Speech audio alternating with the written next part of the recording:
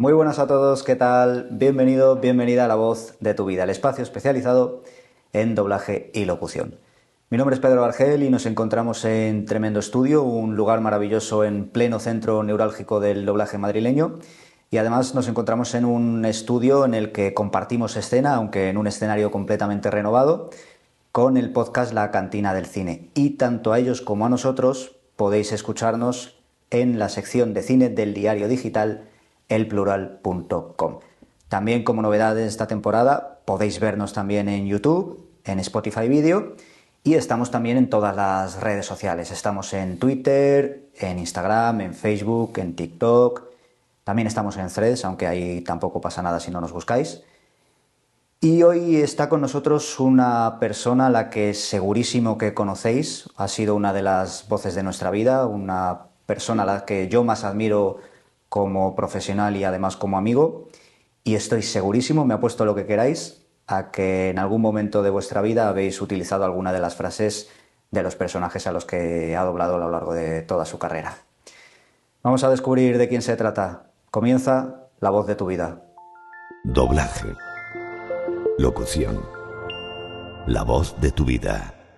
Pues Carlos del Pino, bienvenido a La Voz de tu Vida. Muchas gracias por invitarme, Pedro, y muchas gracias por esa presentación. Bien merecida. Nos conocemos de hace tiempo, pero nunca había surgido la entrevista. Habías participado en aquel homenaje que le hicimos a Carlos Revilla en el aniversario de su fallecimiento. Efectivamente. Pero ya tenía ganas de tenerte aquí con nosotros. Muchas gracias. La primera pregunta, decíamos que todo el mundo, probablemente o casi todo el mundo conoce tu voz, pero me gustaría que te presentaras tú mismo y que nos dieras a conocer, en tus propias palabras, quién dirías que es Carlos del Pino. Bueno, pues Carlos del Pino es un actor, evidentemente. Llevo en esta profesión del doblaje pues nada menos que 48, 49 años.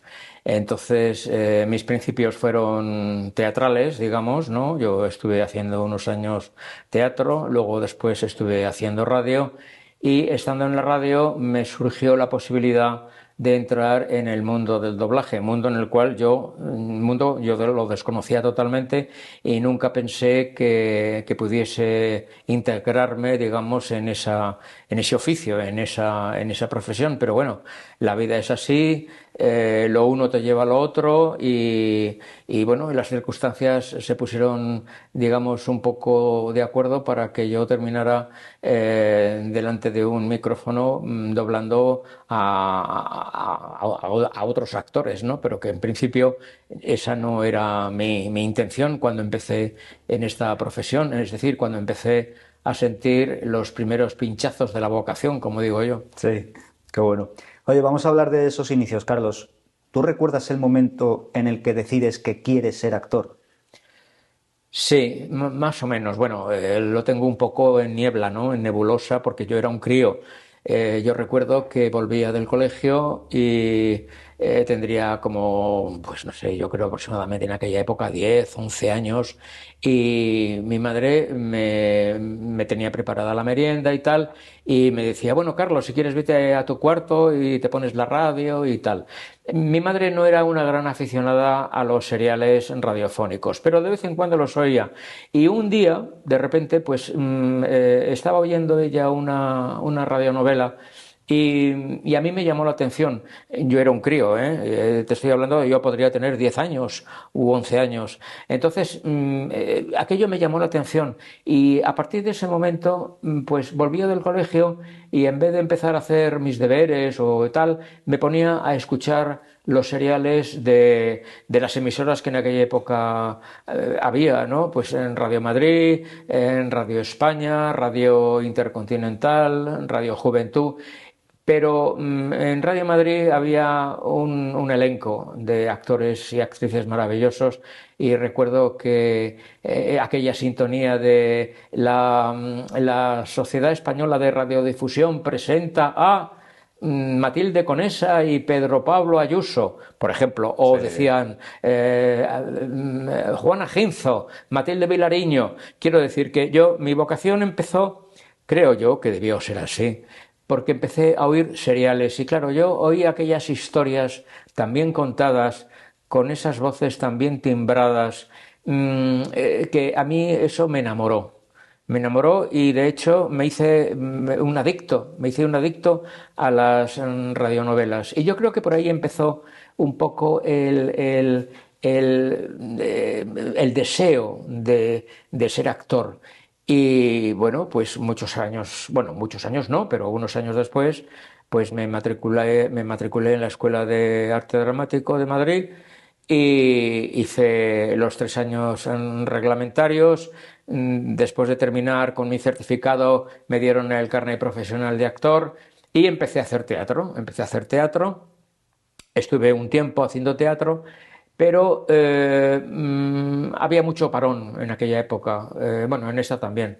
Pero quiero decirte que en aquella época de repente era una profesión en que terminabas una función de teatro y a lo mejor hasta pasados unos meses no te volvían a llamar. Ya. Y yo veía que no sonaba el teléfono y no sonaba el teléfono y ya empecé a preocuparme y empecé a pensar que a lo mejor no podría vivir simplemente por el mero hecho de subirme a un escenario, porque entre función y función o entre contrato y contrato, pues pasaba muchísimo tiempo.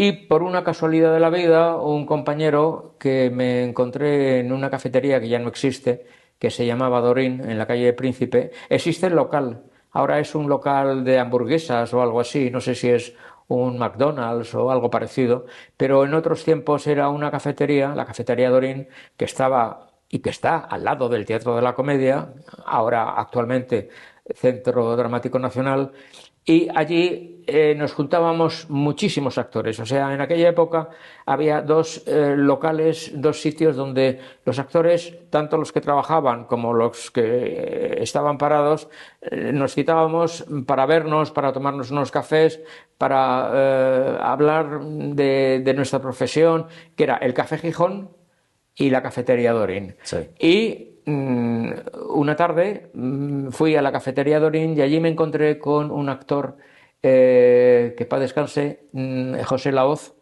que había sido compañero mío en el Teatro Español. Y así me dijo, bueno, ¿qué estás haciendo? Tal. Y dije, pues no, estoy paradísimo, estoy parado y no tengo trabajo. Y me dijo, hombre, pues ¿por qué no te vas a Radio Nacional, a la Casa de la Radio, y solicitas una entrevista con Ildefonso Roel, que es el jefe de producción, el que lleva todo el tema de radionovelas, en radioteatros y tal? Ve a verle, porque necesitan voces jóvenes, me comentó. Y efectivamente, pasado un tiempo, pues claro, no fui al día siguiente, me lo estuve pensando, me daba mucho apuro presentarme así, sin conocer demasiado el asunto, el ambiente, pero un día lo decidí y me recibió muy bien este señor. Y me dijo, nosotros aquí no hacemos pruebas. Claro, él vio mi currículum, ya el hecho en sí de decirle que provenía del teatro, eso era ya una puerta que se te podía abrir, Claro. porque ya sabía que no venías de la calle de no hacer nada, sino que ya habías hecho una labor interpretativa, digamos, ¿no?, sobre un escenario. Y entonces me dijo, no, nosotros, me acuerdo perfectamente de aquella frase que me dijo, no, nosotros no hacemos pruebas, nosotros le llamaremos a usted para una convocatoria y yo le oiré en esa convocatoria. Y me acuerdo que la primera vez que yo pisé aquel estudio de Radio Nacional en la Casa de la Radio, año 73, año 73, año 1973, año 73, año 74. Fue una función, bueno, una especie de radionovela que se llamaba Juegos Prohibidos, basada en una novela francesa, etc. Y bueno, tenía un personaje cortito. Bueno, lo hice, claro, era la primera vez que yo me ponía delante de un micrófono. Y el micrófono, claro, da mucho respeto. Sí. Pero bueno, los miedos y los nervios, los actores sabemos un poco cómo disimularlos, ¿no? Cómo sobrellevarlos, y hice aquello. Y a la semana me llamaron para otra convocatoria y así sucesivamente. De hecho, estuve colaborando con el cuadro de actores de Radio Nacional pues como 8 o 9 años. Y hubo un paréntesis y me llamaron también de Radio Madrid. Anda. Sí, me llamó el jefe de producción, que en aquella época era Carlos Ayuso, el hijo de Pedro Pablo Ayuso. Y me llamó para hacer un segundo papel, era un papel importante, en una radionovela cuya protagonista fue Matilde Vilariño. Qué buena. Y claro, dije que sí, empecé a grabar aquella radionovela y allí ya conocí a Matilde Conesa, conocí a Matilde Vilariño, conocí a Juana Ginzo, a Maribel Ramos, bueno, a muchísima gente que yo desde niño les había adorado, ¿no? Eran mis referentes de alguna forma, ¿no? Porque, claro, ¿quién me iba a decir a mí con 10 o 11 años que cuando tuviese veintitantos iba a conocer en persona a estas actrices y a estos actores, no solamente conocerles, sino trabajar con ellos, ¿no? Y bueno, pues durante esos años estuve haciendo radio. Y en Radio Nacional había un actor que iba por las tardes, también como yo, colaborador, porque no estábamos fijos, no teníamos ningún contrato firmado, era un contrato, digamos, de palabra, ¿no? Un contrato oral en el cual, bueno, pues nos llamaban y nosotros íbamos a trabajar y tal, pero no teníamos nada por escrito, no era un contrato por escrito en el cual nos comprometiésemos a trabajar toda una temporada. Nos iban llamando, pues, como te llaman en doblaje. Sí. Cuando se acuerdan de ti, pues, cuando un director quiere completar un reparto, pues, o te llama o no te llama, ¿no? Bueno, entonces, allí, por las tardes iba un actor, ya fallecido, Antonio Martín Alonso, Sí. que estaba contratado en un estudio de doblaje en turno de mañana. Y un día Antonio me dijo: oye, Carlos, ¿tú has intentado alguna vez hacer doblaje? Y dije: pues no, yo el único doblaje que he hecho ha sido una película que hice, que me doblé a mí mismo y ya está, pero yo no he doblado a otros actores. Hombre, pues es que yo creo que tú tienes condiciones, etcétera, etcétera. Total, que me animó a que fuera a los estudios EXA. La empresa donde él estaba contratado era Sago, de los hermanos Sánchez. Sí. Y después de pensármelo mucho, pues me presenté un día allí. Me recibieron muy bien, porque ya al decir que había hecho teatro, al comentar que estaba en activo en la radio, entonces, bueno, pues pusieron un poco más de interés, ¿no? Me escucharon y me dijeron: bueno, pues venga usted las veces que usted quiera, usted se sienta ahí en la sala, calladito, sobre todo cuando vea la luz roja, ¿no? Y cuando usted crea conveniente, pues yo le hago una prueba. Eso me lo dijo don Paco Sánchez, que fue el actor que dobló a Marlon Brando en El Padrino. Sí. Y bueno, estuve yendo a ese estudio como un mes aproximadamente, no todos los días, pero sí, me puse como meta ir 2 o 3 días en semana. Claro, yo veía a esos actores y a esas actrices con esa facilidad, esa pantalla grande que había en una sala grande, y de repente, claro, empezaban a ensayar, oían el sonido. Claro, yo aquello me parecía un poco marciano todo eso. Sí. Era una cosa para mí inédita, ¿no? Pero al mismo tiempo era una magia, era algo especial, porque claro, cuando decían: vamos a hacer un ensayo, porque en aquella época se ensayaba, pero luego se hacía una o dos sin sonido, es decir, quitaban el sonido original y tú ensayabas, no se grababa, ensayabas sobre la boca de ese actor. Se hacía de otra manera, había mucho más tiempo. Más artesanal. ¿Cómo? Más artesanal. Sí, se trabajaba más. Se trabajaba más en la elaboración del take, en la interpretación, porque claro, se ensayaba varias veces para que tú, digamos, captaras el tono del actor.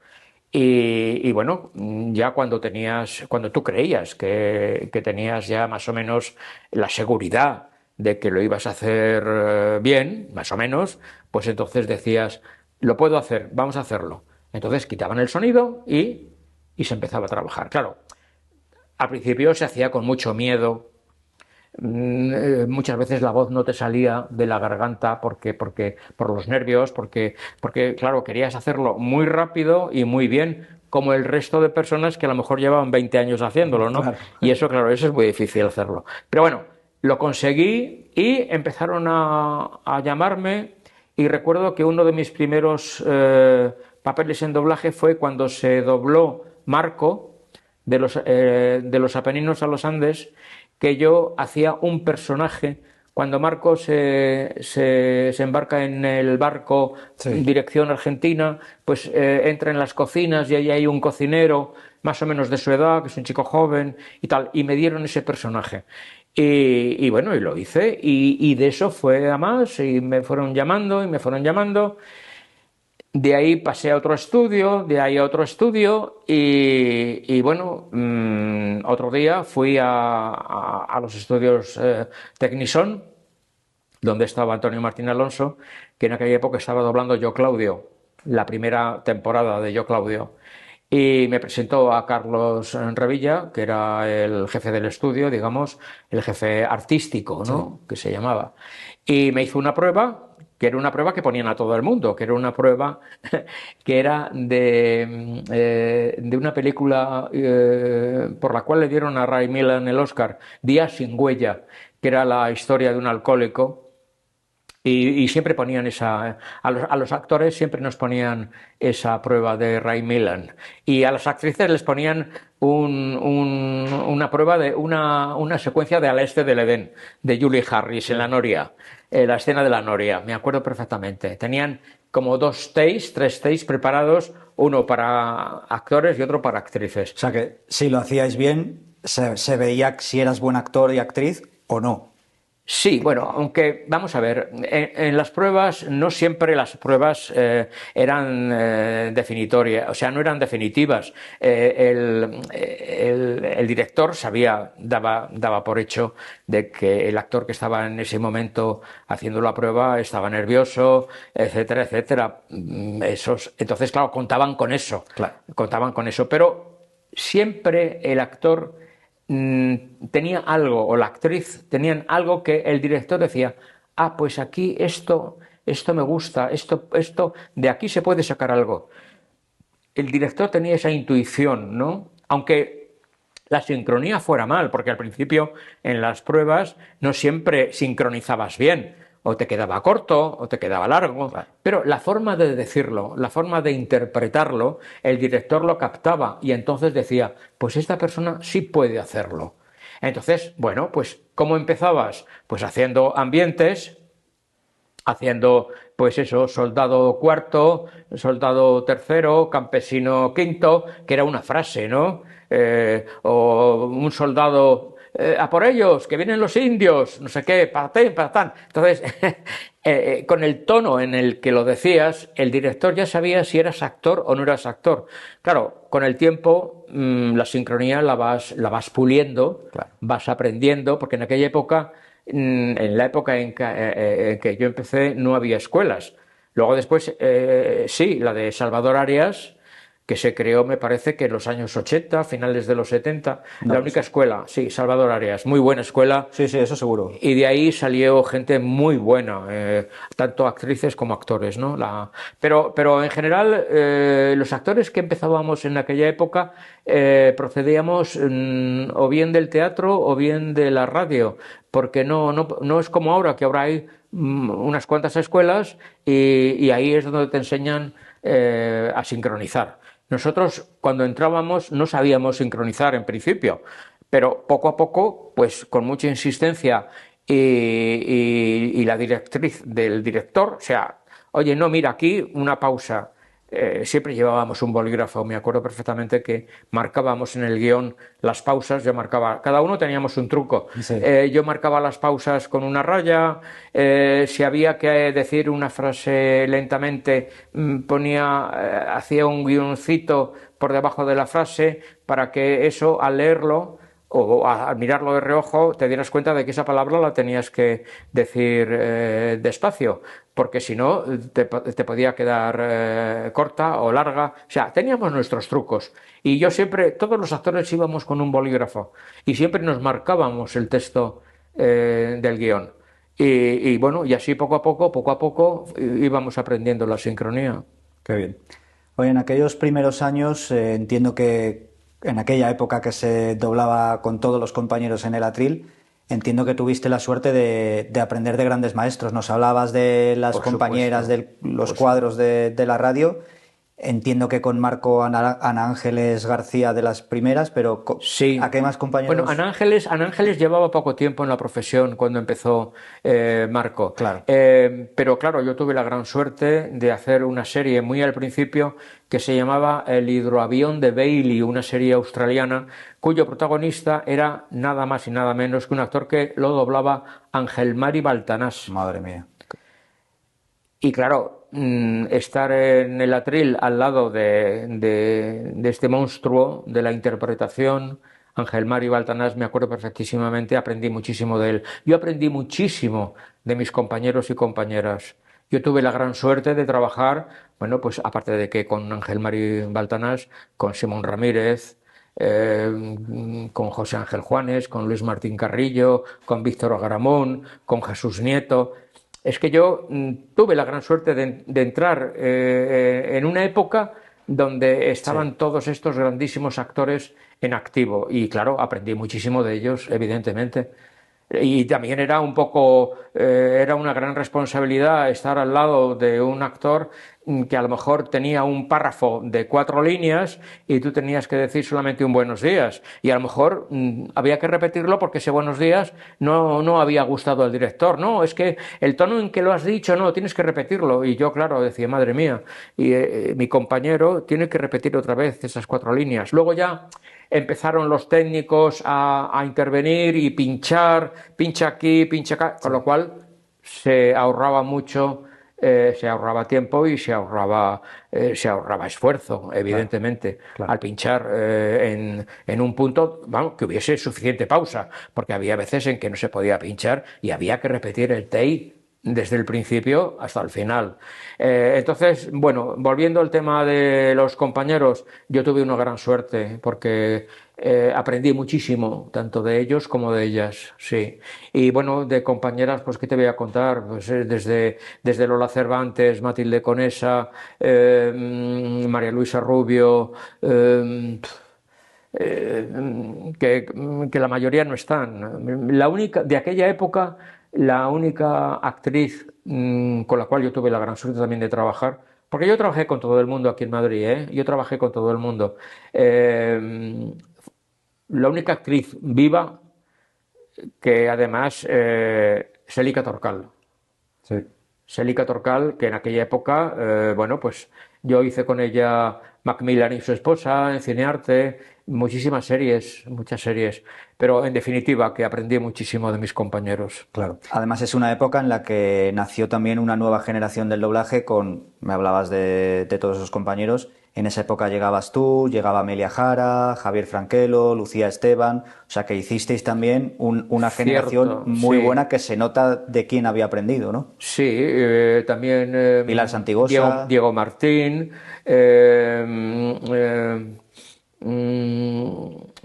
Javier Dotú, efectivamente, Eduardo Jover, Juan Antonio Castro. efectivamente. Sí, Bueno, en fuimos definitiva, una promoción de aquellos años que estuvimos trabajando muchísimos años. Bueno, yo hasta hoy, sigo trabajando, oficialmente estoy jubilado, pero sigo haciendo Los Simpson y sigo doblando cuando viene alguna película y me llaman al actor que yo le puse la voz en Juego de Tronos, ¿no? Peter Dinklage. Entonces, que ahora hace unos meses le he doblado en la última película que ha realizado, la de Balada para pájaros, serpientes y... No, Balada para pájaros, cantores y serpientes, que es la precuela de los Juegos del Hambre. Anda. Ahí el personaje que yo interpreté, el famoso Tyrion Lannister, pues tenía un papel, un personaje, y me llamaron y lo hice. Pero salvo eso, estoy disfrutando de mi jubilación. Fenomenal. Vamos a hacer, si quieres, un repaso a todos los personajes, un repaso rápido, porque claro, los espectadores que se unen desde el plural.com, pues quizá no te reconozcan. Los que venís del podcast de La Voz de tu Vida, pues probablemente todos sepáis quién es Carlos del Pino.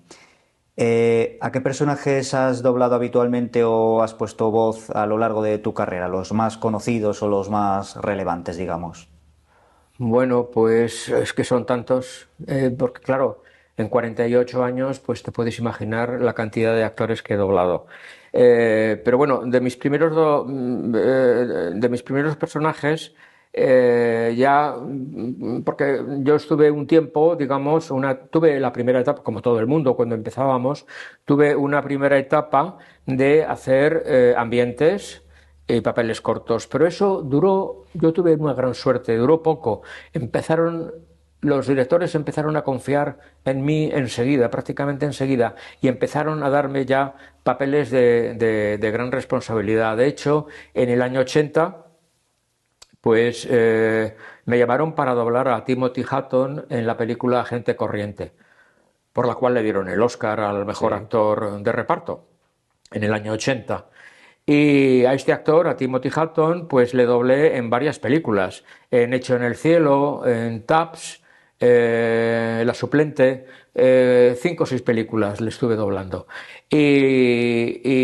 Bueno, también doblé a Lee Curreri en Fama, que le doblé primero Sí. en la película Fama, y luego después en la serie, porque la película Fama fue en el año 80 y la serie fue en el año 82.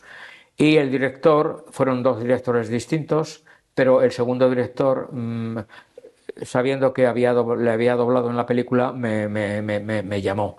Y luego estuve doblando a este actor, Lee Curreri, pues como 3, 4 o 5 temporadas en la serie Fama, lo que duró la serie. Y actores así más conocidos, pues es que tampoco te creas que mi memoria es tan buena como para acordarme de actores así como muy conocidos, porque bueno, sí, he doblado a muchísimos actores, pero algunos no fueron famosos, digamos, ¿no? Ahora quizá el actor que curiosamente en los últimos años de mi vida profesional es el que me está dando como más popularidad en el sentido de que la gente me reconoce, ¿no? Como el trabajo que he hecho en Juego de Tronos, ¿no? Doblando al personaje de Tyrion Lannister. Y bueno, pues luego en Los Simpson, pues ya llevo muchísimos años doblando al personaje de Ned Flanders y al personaje del alcalde Quimby. Y bueno, pues a esa pregunta, pues sí, es posible que haya doblado a actores conocidos, pero en este momento no me vienen a la memoria, sinceramente, no Bueno, me vienen a la memoria. bueno. ¿Te acuerdas de que en la época cuando llegaste tú a Los Simpson, que ya estabas antes, pero sustituyes a Rafael Alonso Sí. para doblar a Ned Flanders? ¿Te acuerdas cómo fue aquello? Bueno, yo entré, Carlos Revilla hizo una especie de grupo de voces, hizo un grupo de voces para que Sí. hiciéramos de todo un poco, ¿no? Entonces yo empecé a doblar en Los Simpson otros personajes, pero Rafael Alonso Naranjo tuvo que dejarlo porque él estaba contratado en Radio Nacional, en el cuadro de actores de Radio Nacional, y le dieron a elegir una cosa u otra por la ley de incompatibilidades y tal. Entonces él eligió quedarse en Radio Nacional y dejar, digamos, el doblaje. Entonces, claro, le tuvieron que sustituir y Carlos Revilla confió en mí para que yo pusiera la voz al personaje al dibujo animado de Ned Flanders. Y creo que lo llevo haciendo desde el año 93, Por ahí, sí. aproximadamente, más o menos. Que pasa una cosa curiosa de la que tú no te acordarás y yo tampoco, pero no, me la ha chivado la persona que está detrás de la cuenta en Twitter Simpson Doblaje, que es una persona que se dedica pues, a analizar las voces, a comparar doblaje original, o sea, voces originales con el doblaje. Y en aquella época a Ned Flanders primero lo doblaba Rafael, luego tú, pero luego él llegó otra temporada y también volvió a doblarlo él. O sea que hubo un salto ahí un poco curioso de estas cosas. Puede ser, pero lo desconozco, no me acuerdo, porque eso debió ser año 92-93. Claro. Y claro, han pasado muchos años, yo no me acuerdo exactamente de las circunstancias por las cuales él volvió y luego lo dejó. No me acuerdo, no me acuerdo. Claro. Además es que en esta profesión, cuando terminas una labor, te olvidas. O sea, yo he doblado montones de personajes pues a lo largo de toda esta carrera de muchos años. He doblado personajes, pues he hecho tragicomedia, comedia, tal. Terminas el doblaje, se cierra la puerta del estudio, te vas a tu casa y ya se te olvida. Se te olvida muchas veces el trabajo que has hecho. En general, es un trabajo que has hecho y se queda ahí en la sala, ¿me entiendes? Claro. Tú cierras la sala, te despides, te vas a tu casa y al día siguiente a lo mejor ya ni te acuerdas del trabajo realizado el día anterior, porque es un trabajo todo muy inmediato, muy rápido, ¿sabes? O sea, no es un trabajo importante que haces una vez en tu vida, una vez al año, que entonces sí, se te queda grabado. Pero claro, al trabajar prácticamente todos los días y al hacer diferentes personajes, pues una vez que terminas y te dicen, has terminado, pues te vas a tu casa y la mayoría de las veces, a veces no, ¿eh? A veces es un personaje tan intenso que te vas a casa con una sensación de, ¿cómo te diría yo? Una sensación extraña, porque ahí te has dejado la piel. Yo recuerdo una serie que se llama Oz, OZ. La recuerdo porque ponía la voz a un personaje con muchísima, vamos a ver, era la historia de un hombre que una noche que sale de una fiesta ha bebido más de la cuenta y coge su coche y en un despiste mata a una niña. Entonces, evidentemente va a prisión y entonces todo eso le tortura, todo eso le hace que su vida sea un horror porque constantemente está recordando cómo fue ese hecho, está muy arrepentido y entonces es la historia de varios personajes que están prisioneros en esa cárcel que se llama Oz, que la dieron creo en el Canal Plus. Y claro, interpretar ese personaje a mí me costó mucho trabajo porque era muy intenso, era muy dramático, era muy complejo, era un personaje muy complejo. Creo recordar que el personaje se llama Tobias Beecher. Todavía me acuerdo del personaje, Tobias Beecher. Y sí, hay trabajos efectivamente que te llegan mucho. Hay trabajos que te llegan mucho y te acuerdas de ellos. Pero la mayoría no, los haces con todo el cariño y con todo el amor, pero luego después ya al día siguiente te has olvidado de lo que has hecho el día anterior. Claro. Salvo excepciones. Como esta que nos acabas como de esta que contar. te acabo de contar, sí.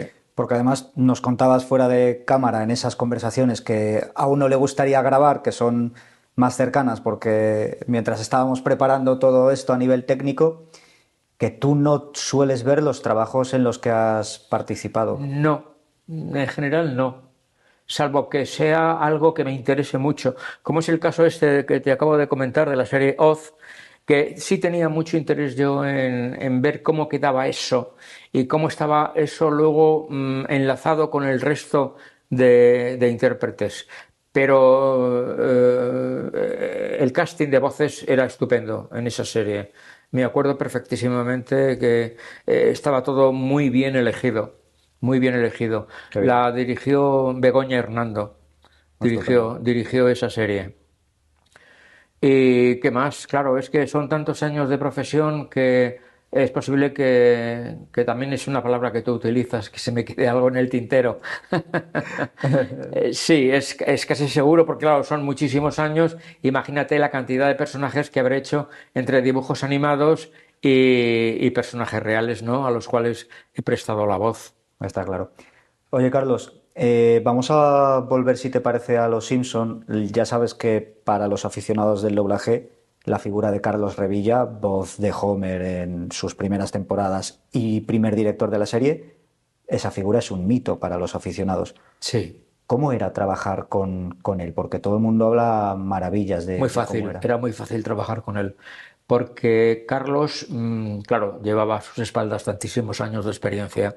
Él sabía decir al actor las palabras adecuadas para que el actor las captara. Él, como director, estaba en la mesa y decía, no, Carlos, mira, este tono no me lo hagas tan agudo, bájamelo un poquito y este tono, en vez de afirmado, con un poco de pregunta, déjaselo con un poco de interrogante. Te lo decía de tal forma, tan sencillo, tan fácil, lo hacía tan fácil. Bueno, ya de entrada el ambiente en la sala era bueno, que eso es muy importante. Sí, Trabajar en una sala con un buen ambiente es muy importante. Y Carlos Revilla tenía esa gran virtud. Y es que cuando trabajabas con él, pues era como trabajar con alguien de tu familia. No era el director con una sí. pose demasiado exigente, demasiado serio. No, era muy, muy, muy cercano. Carlos Revilla era muy cercano. Y entonces ya te digo, trabajar con él era una gozada. No, no había nada difícil trabajando con él, porque además tenía una gran paciencia. Yo recuerdo que si alguien se ponía nervioso porque no le salía, porque llevaba a lo mejor 5 tomas y no salía, y repetía y repetía y repetía. Y nosotros los actores, cuando nos pasa eso, nos revolvemos contra nosotros mismos y nos da esa especie de... Y él decía, tranquilos, tranquilos, que ya saldrá, ya saldrá. Claro, no había prisas en el sentido de que ahora, no sé, ahora creo que se hace todo mucho más rápido, ¿no? Pero en aquella época él daba mucha confianza al actor. Él daba mucha confianza al actor y eso, claro, el actor pues lo recibía, aparte de que con muchísimo agradecimiento, pues bueno, pues era esa gran confianza que el director ponía en el actor bueno, y salía, y salía. Claro.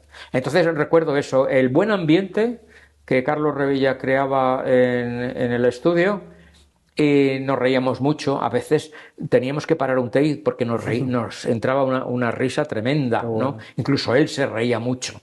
Quiero decir que el ambiente estaba muy distendido. Entonces era una gozada trabajar con él. Pero no solamente en Los Simpson, ¿eh? Claro. En otras películas que él llevaba, él en los estudios Sabaira, que era como se llamaba el estudio al principio, Sí. él llevaba muchísimas direcciones. Entonces, él siempre, en su sala siempre había un buen ambiente. ¿Y te acuerdas, Carlos, de la primera vez que volviste a doblar en Los Simpson y ya no estaba él en la sala? Porque claro, además Homer y Flanders compartían Sí lo escenas, a veces recuerdo, te sí, daba la réplica que oye, que Carlos Isbert, magnífico actor, lo hace muy bien, por pero claro, supuesto. al principio dices, qué raro, ¿no? Como... Pues mira, te vas haciendo poco a poco. Hombre, el primer día ya no me acuerdo muy bien de todos los detalles, Pedro, pero vamos a ver, nos costó muchísimo trabajo a todos los actores, porque ten en cuenta que en Los Simpson somos un grupo, Claro, somos como una familia, ¿eh? Una familia que siempre somos los mismos. Algún invitado puede venir en un momento determinado o alguna invitada, tal, pero en general somos los mismos desde hace muchísimos, muchísimos años. Claro, la primera vez que nos convocaron a un capítulo de Los Simpson y no estaba Carlos Revilla, pues evidentemente costó trabajo adaptarse a la nueva situación. claro, No porque el trabajo fuera más fácil ni más difícil, porque Carlos Isbert lo hizo maravillosamente bien, sin duda. tanto ajustando como también otro compañero, el cual da una gran confianza. O sea, trabajar con Carlos Isber es una gozada. Sí, pero bueno, había algo sentimental a tu pregunta, había Claro. algo sentimental, algo emocional, digamos, las primeras veces que pisamos el estudio sin Carlos Revilla. No solamente por el tema de Los Simpson, sino por otras películas Claro, que él llevaba y que, bueno, por claro. circunstancias de la vida lo tuvo que dejar. Que hablábamos de Carlos Isber, pero la que estaba en la mesa de dirección entonces era Ana. Sí, era Ana María Simón. Claro, es que me he saltado la dirección de Ana María Simón. Trabajamos igual de bien, mm, eh, pero emocionalmente le echábamos muchísimo de menos. Claro. Lo que pasa, claro, llegó Carlos Isber para doblar al Homer y nos gustó mucho, nos lo creímos. O sea, porque esto es o te lo crees o no te lo Sí, crees. sí, sí, sí. Y estaba en el muñeco, como decimos nosotros, ¿no? Y Ana María, bueno, pues también lo llevó con muchísima paciencia, con mucha ilusión, hizo un gran trabajo. Y bueno, creo que se ve ahí, ¿no? El resultado se ve en los capítulos, se ve cómo lo interpretamos. Entonces, todo eso parte es gracias a nosotros, pero hay otra parte muy importante que es gracias a la dirección Está claro. y al ajuste, a la adaptación. Porque claro, cuando dices ya sea un actor en carne y hueso, como si es un dibujo, si es un guión bien escrito, pues el actor cobra más vida, ¿no? Digamos, tiene más relevancia. Entonces, no, Ana María hizo un buen trabajo, efectivamente. Lo que pasa es que, bueno, cuando Sí, me he ido un poco hablando del Homer Simpson, claro. me he ido un poco de Carlos Revilla a Carlos Isber y he pasado un poco por la etapa en la cual, que fueron muchos años, Sí. fueron muchas temporadas las que Ana María Simón dirigió Los Simpson. Luego lo cogió cuando Ana María se jubiló, lo cogió Carlos Isber y bueno, lo mismo, pues era una gozada trabajar con él. No, es que Los Simpson para mí es como parte de, no sé, es parte de mi vida, ¿no? Sí. Dentro del trabajo, ¿no? Dentro del trabajo es de las cosas claro, que he hecho con más cariño, que sigo haciendo con mucho cariño. Ahora lo lleva Sara Vivas, la dirección. Esta nueva temporada la lleva Sara Vivas y también sigo yendo con ilusión a las convocatorias para seguir doblando a Ned Flanders o al alcalde Quimby, sí. Claro. Oye, Carlos, repasando de nuevo tu carrera, de todo lo que has conseguido, todo lo que has logrado en tu vida profesional, ¿de qué te sientes especialmente orgulloso? Bueno, orgulloso, mm, vamos a ver, bueno, orgulloso en el sentido de que yo me empeñé, fue un empeño mío personal el aprender esta profesión, el hacerlo lo mejor posible y creo que lo he conseguido, o lo estoy consiguiendo. Sí. No, creo que lo he conseguido. Creo que lo he conseguido porque un buen día me empeñé, claro, tenía enfrente esos referentes, esos actores y esas actrices maravillosos, maravillosas, y yo dije, yo quiero ser como ellos, yo algún día quiero hacerlo igual de bien que ellos, y creo que lo he conseguido. Entonces, en eso sí estoy orgulloso. Y seguro que a día de hoy hay gente que dice, yo quiero ser como Carlos del Pino. No lo sé, no tengo, a mí por lo menos no me han llegado noticias de eso. Eh, Seguro. pero bueno, en esta profesión como en otras, todo el mundo tenemos un referente, ¿no? Todo el mundo tenemos un ejemplo ejemplo de qué paciencia tiene, o ejemplo de vocaliza muy bien, eh, todo el mundo hemos tenido un referente. Pues no sé si, pues para mí sería un orgullo, ¿no? Que alguien me tuviese como referente, ¿no? Estupendo.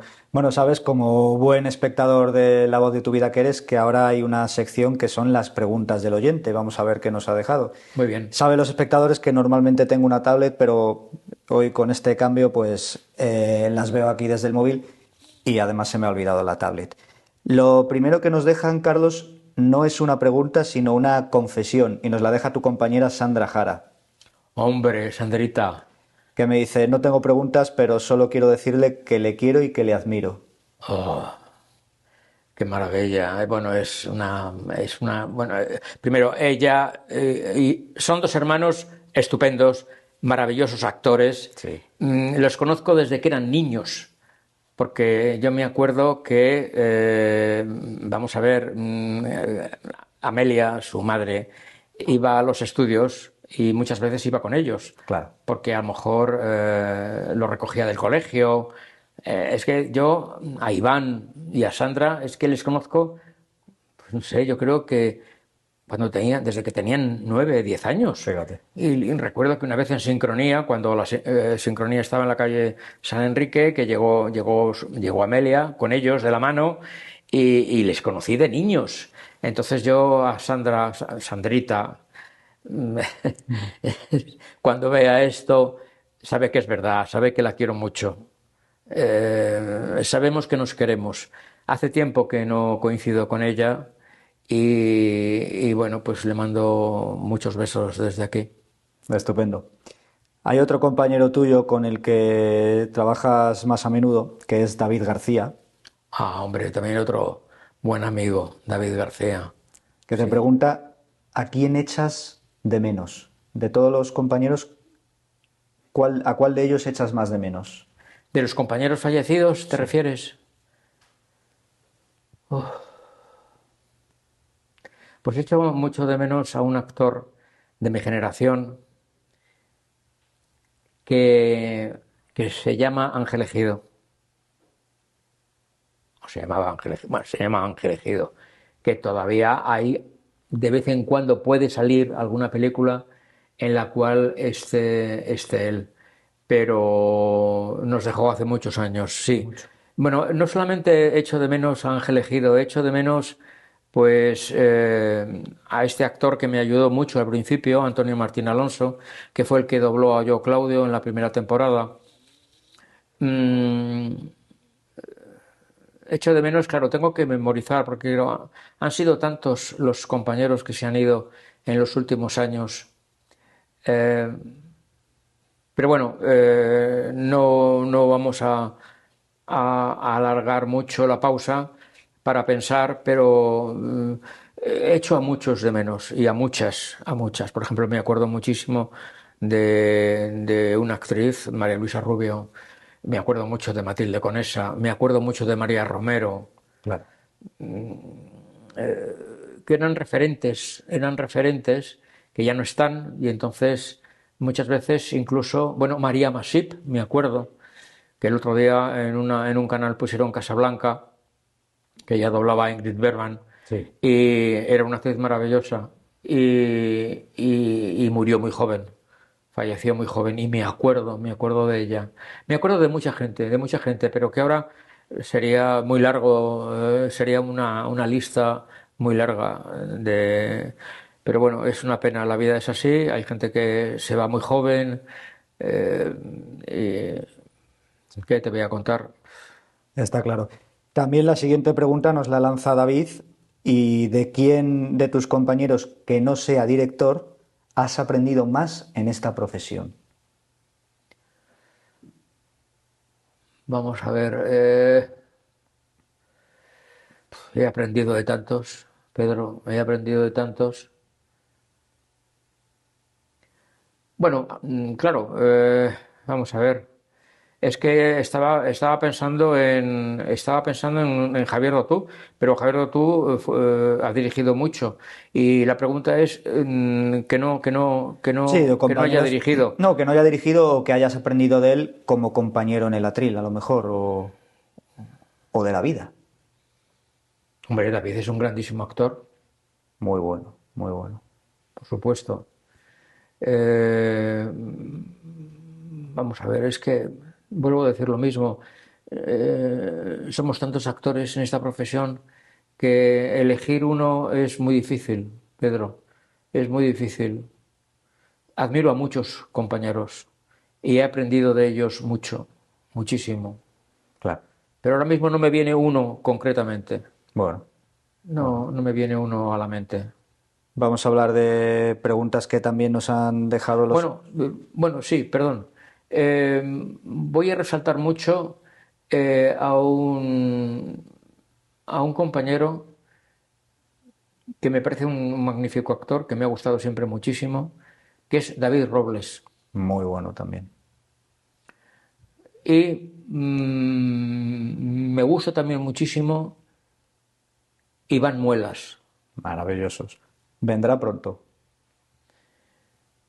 Luego, claro, de las generaciones actuales prácticamente no conozco a nadie Claro. porque ha llegado savia nueva, como digo yo, Sí. y no los conozco, pero eh, admiro a muchos, a Iván Jara, por ejemplo. Iván Jara me parece un actor Estupendo, maravilloso. sí. Eh, Me parece que era el que doblaba en Dexter, ¿no? Sí. Claro. Y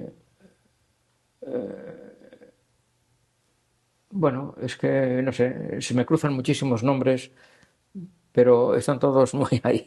Bueno, Están todos muy mezclados, entonces es muy difícil sacar a uno, sacar a otro de un sitio, sacar del claro, otro. claro. Pasamos ya a otra pregunta que nos hace un espectador que se llama Ross Place. Nos pregunta si tienes cortinillas moradas en tu casa. No, no, ni siquiera en Semana Santa. No, ni siquiera en Semana Santa. Tengo cortinas blancas, pero no tengo cortinas moradas. Quizá alguno se despiste y no sepa de qué estamos hablando. Me imagino que tú sí, claro. Sí, claro, sí, sí, sí. Sí, porque es en un capítulo de Los Simpson, el personaje de Ned Flanders en su casa tiene cortinas moradas y algo ocurre y se pone muy histérico hablando de de las cortinitas moradas, de las cortinitas moradas. Sí, sí, Sí, sí. sí, sí. Oye, está divertida esa forma de hablar de Flanders, ¿eh? ¿Quién no ha saludado alguna vez con un hola, Olita, ¿no? Hola, Olita, vecinito. Sí, cierto. Efectivamente. Más preguntas. Hablando de esos dos personajes que nombrabas y que, como dices, son los que más popularidad te han dado en el mundo del doblaje, Egobert nos pregunta que a qué personaje te ha gustado más interpretar, ¿a Tyrion Lannister o a Ned Flanders?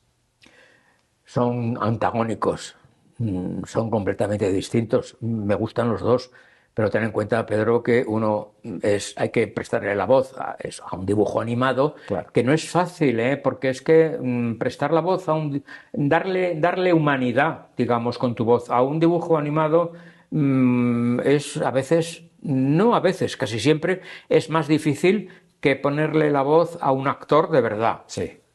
Porque el actor de verdad tiene unos ojos, tiene una mirada, que es muy importante mirarle a un actor a los ojos, ¿eh? Que eso fue un consejo que me dio un director, Luis Martín Carrillo. Me dijo: mira, Carlos, cuando tengas una duda con respecto a cómo decir una frase, mira al actor, mírale a los ojos, porque en la mirada te dirá más o menos cómo tienes que expresar esa palabra. Y es cierto. Entonces, son dos personajes antagónicos. Uno es un ser real, es un actor, y el otro es un dibujo, un dibujo. Entonces,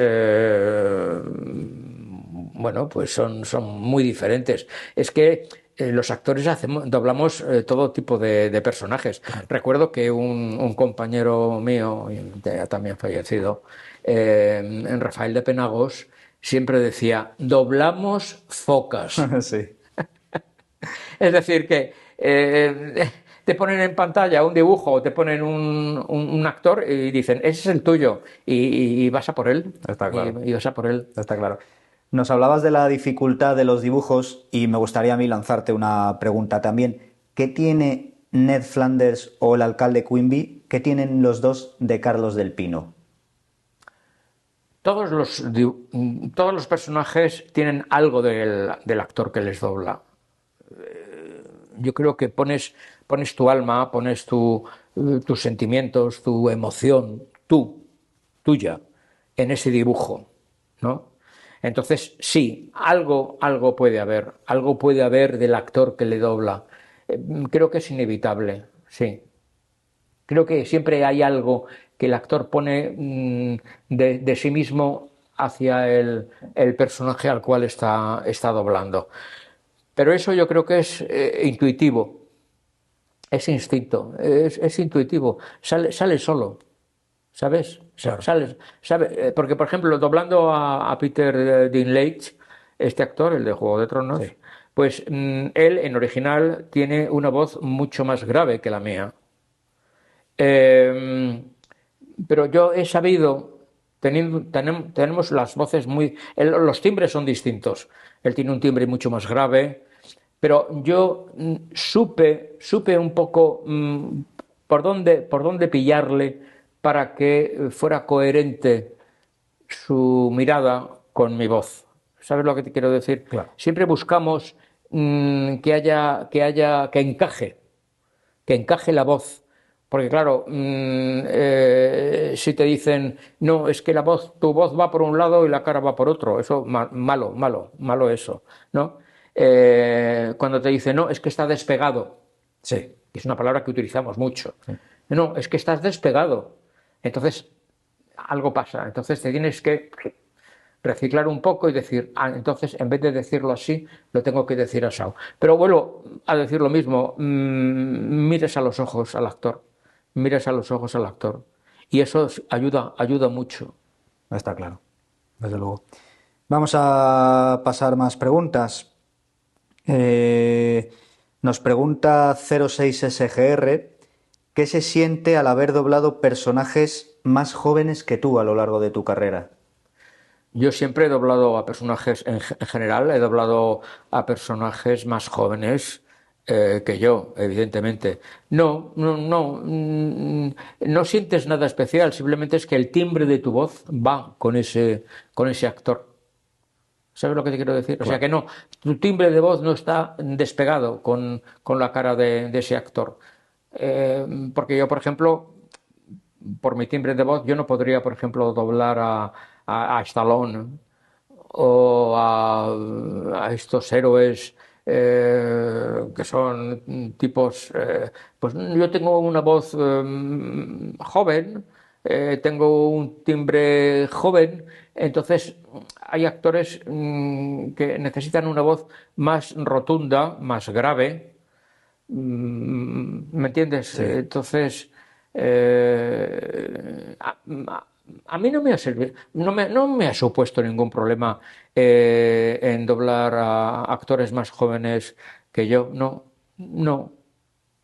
Claro. Pero vamos, vuelvo a decir lo mismo, se doblan focas. Es que, Sí.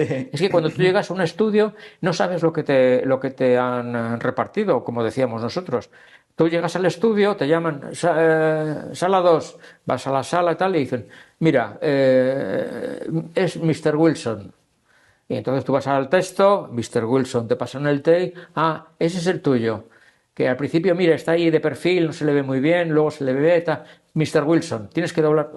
Y entonces, bueno, ves a ese señor y tal, y dices, bueno, vale, pues le doblo. Claro. Y otro día es un dibujo animado. Y es que esta profesión pasa una cosa muy curiosa. Y es que es la inmediatez con la que tienes que actuar. Porque cuando haces teatro, tú tienes tu etapa de ensayos, que pueden ser 3 semanas, 4 semanas, pero en doblaje no. En doblaje tú llegas a la sala, haces 2 o 3 ensayos y lo haces. O de repente que a las 8:15 de la mañana, 8:30 de la mañana, tienes que pegarte una llantina tremenda porque te acaban de decir que tu mujer ha fallecido o a tu hijo le han secuestrado o le han torturado, etcétera. Y entonces a las 8:30 de la mañana tienes que interpretar esa situación tan sumamente difícil, comprometida emocionalmente, pero bueno, para eso, y es la inmediatez esa, o sea, Sí. tú no llegas preparado para hacer eso, porque nadie te ha dicho el día anterior, oye, que mañana tú tienes un doblaje en el cual es un padre que está desesperado porque ha perdido a su hijo, o porque, etcétera, etcétera. No, no, no, tú llegas a la sala y tienes que hacer lo que te pongan. Claro. Y si en ese momento tienes que gritar, tienes que gritar.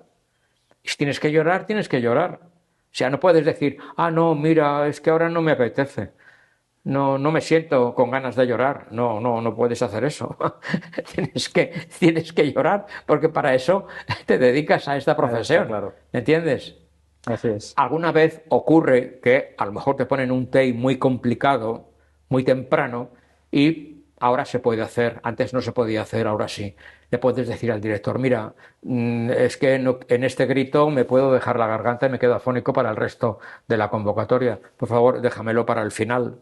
Déjamelo para el final y entonces eso se puede hacer. Claro. Pero es eso, que es que la jornada empieza a las 8 de la mañana y a las 8:30 te pueden poner un take de decir socorro 20 veces. Sí. Y cada vez más fuerte. Es verdad.